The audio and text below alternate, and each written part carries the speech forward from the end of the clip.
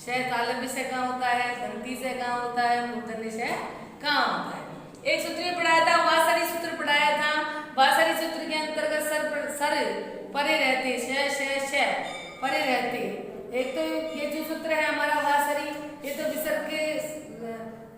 विसर्गादेश करता है विकल्प से, और एक जो विसर्जनीय स है उस विसर्ग का क्या करता है, स करता है। ये मैंने आपको बताया था। अगला है जो मैं आपको पढ़ाने जा रही हूँ टॉपिक है वो ऋतु संधि का है, ऋतु विसर्ग संधि। इसके अंतर्गत एक नियम है, उसका नियम है यदि प्रथम पद के विसर्ग के पूर्व ए अथवा आ के अतिरिक्त, मतलब क्या नहीं होना चाहिए, ए भी नहीं होना चाहिए और आ भी नहीं होना चाहिए। प्रथम पद के विसर्ग जो पहला पद है, उस पहले पद के बाद में जो विसर्ग है, उस विसर्ग के बाद में जो हमारा कोई पद है, उस पद के अंतर्गत ए भी नहीं होना चाहिए और आ भी नहीं होना चाहिए। कोई स्वर हो, अतिरिक्त कोई स्वर हो, मतलब कोई सा भी हो, ई आ जाए, ऊ आ जाए और री आ जाए, किंतु हमारे उसमें क्या नहीं होना चाहिए, ए अथवा आ नहीं होना चाहिए। और तथा विसर्ग के बाद में कोई स्वर, कोई सा भी स्वर हो सकता है विसर्ग के बाद में, वर्ग का तीसरा, चौथा, पांचवा अक्षर, मैंने वर्ग 5 पढ़ाए हैं आपको, क वर्ग, च वर्ग, ट वर्ग, त वर्ग, प वर्ग बताया था ना। उसके अंदर तीसरा वर्ण क ख ग, तो ग वर्ण ग तीसरा हो गया, च छ ज में ज हो गया, हाँ, ट ठ ड में ड हो गया, और प फ ब हो गया, त थ द हो गया। तृतीय वर्ण होना चाहिए, चौथा वर्ण होना चाहिए, चौथा ऐसे आप काउंट कर सकते हैं, और पांचवा वर्ण होना चाहिए। और य व र ल है में से कोई वर्ण हो, उनके बाद विसर्ग के बाद में तो कोई स्वर हो, या वर्ग का तीसरा, चौथा, पांचवा अक्षर हो, या य व र ल है या से कोई य व र ल है में से कोई वर्ण हो तो विसर्ग को क्या हो जाता है, र हो जाता है। ये हमारे दिमाग में फिक्स होना चाहिए। पहले विसर्ग से पहले वाले पद में ए अथवा आ स्वर नहीं होना चाहिए और कोई सा भी स्वर होना चाहिए। बाद में क्या होना चाहिए, या तो कोई स्वर हो, या वर्ग का तीसरा, चौथा, पांचवा अक्षर हो, या य व र ल है, इनमें से कोई वर्ण हो, तो वहां पर विसर्ग को क्या कर देंगे, हम र कर देंगे। अब समझिए कैसे, जैसे हमारा हरिदयम है, हरिदयम है, दिखाई दे रहा है आपको। अब इसमें विसर्ग कहाँ निकलेगी, यहाँ से निकलेगी, र दिखाई दे रहा है आपको।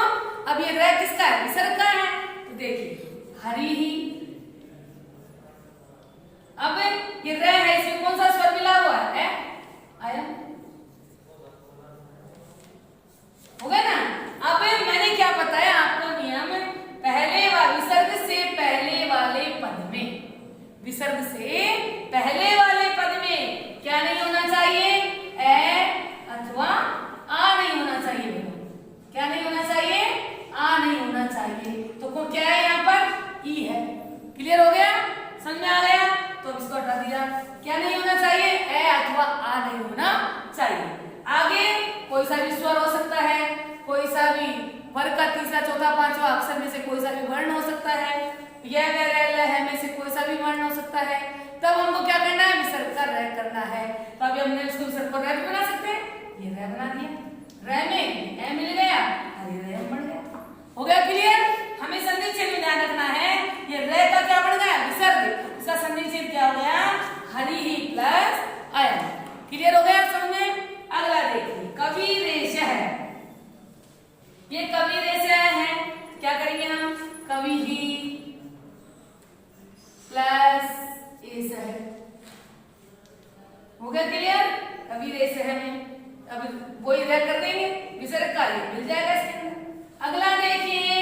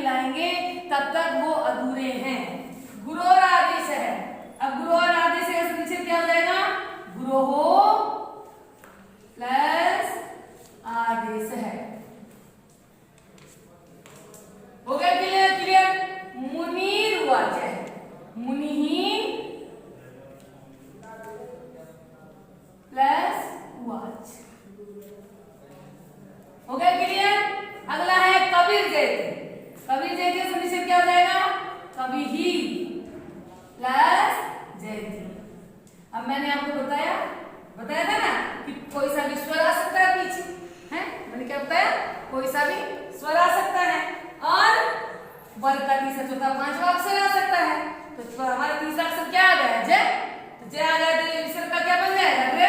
और रे का क्या बन जाएगा? विसर्ग। पितुरिच्छः, पितुः प्लस इच्छा। हो गया क्लियर? अब आपके पुस्तक के उदाहरण देख लीजिए थोड़े से और। इसमें दे रखे हैं आपके बहुत सारे उदाहरण है इसमें भी। देखिए एक दे रखा है मुनिरिति, मुनिहि प्लस इति, भानुरसौ। अब भानु प्लस असौ, और तैरागतम, तैहि प्लस आगतम। तैहि कौन से गाय? सैतौ ते तम तौ तान तेन ताभ्याम तैहि। अब धेनुर्गच्छति, तो धेनु प्लस गच्छति मैंने बताया ना, इसके अंदर तीसरा वर्ण आ गया कै कै घ, वर्ग का तीसरा अक्षर।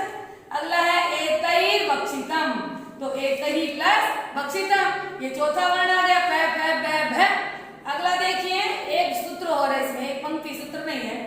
अव्यय संबंधी ऋकारांत शब्दस्य संबोधन संबंधन संबंधिनस्य विसर्गस्य अकारात् आकारात् च परस्यापि रेफादेशो भवति।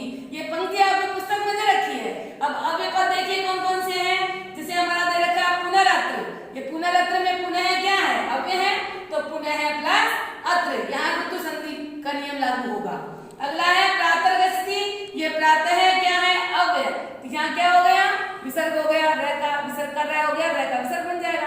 अब है पितः है और मातः है, ये दो पद दे रखे हैं, आप पढ़ेंगे तब आपको दिमाग में घूमेगा। ऋकारांत पद है, संबोधन में क्या बनता है? हे पितः, हे पितरौ, हे पितरः, पिता पितरौ, पितरः, पितरम, पितरौ, पितरीम बनाते ना रूप, तो इसका संबोधन में क्या बन जाएगा? हे पितः, हे पितरौ, हे पितरः। तो बन गया, तो पितः में पितः प्लस बंदे, तो हे पिताजी तुम्हें नमस्कार, आपको नमस्कार करता हूं मैं। तो ये पितः में जो विसर्ग है ये ऋकारांत पद है, तो ऋकारांत में इसमें विसर्ग का क्या बना देंगे? रह बना देंगे, विसर्ग का रह का विसर्ग।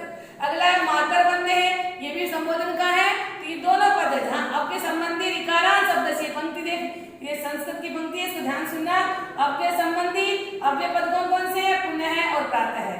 दूसरा है ऋकारांत शब्द कौन कौन से हैं? पितः और मातः है। इनके अंदर क्या होगा? विसर्ग का रह और रह का विसर्ग होगा। ये आपको ध्यान होना चाहिए।